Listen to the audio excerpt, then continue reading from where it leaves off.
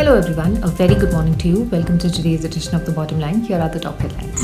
India ready to discuss the expansion of pilgrimage sites and travel modes. Civil Aviation Authority welcomes UK airspace changes. Emirates rebuilds Africa network with 5 returning routes. Thousands of flights cancelled as eastern US braces for winter storm. No merger talks for now. Vistara to coexist with Air India, says Bhaskar Bhat. Canada updates travel guidelines, modifies pre-departure test requirements for Indian travel. In a recent turn of events, the government of India and Pakistan have shown interest in introducing more religious sites and modes of travel for the pilgrims of the two nations. This will make visiting respective religious places easier for devotees on either side.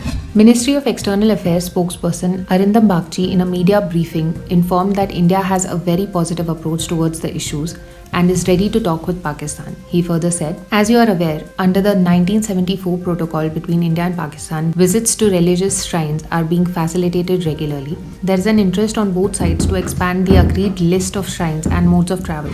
The UK Civil Aviation Authority has accepted the latest iteration of the Airspace Change Master Plan, developed by the Airspace Change Organisation Group, into its Airspace Modernisation Strategy.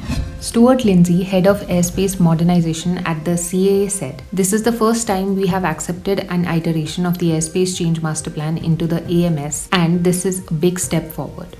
Emirates has confirmed it will resume passenger operations between Dubai and 5 African countries. The restoration of services will include Addis Ababa, Ethiopia, Dar es Salaam, Tanzania, Nairobi, Kenya, Harare, Zimbabwe, as well as Emirates' 3 South African gateways, Johannesburg, Cape Town, and Durban.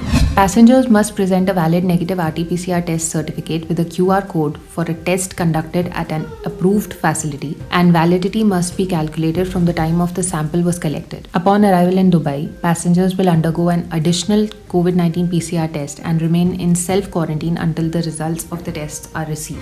That's a wrap on today's edition of The Bottomline. Thank you for joining us. For more such travel industry updates, stay tuned to tomorrow. Have a great day ahead.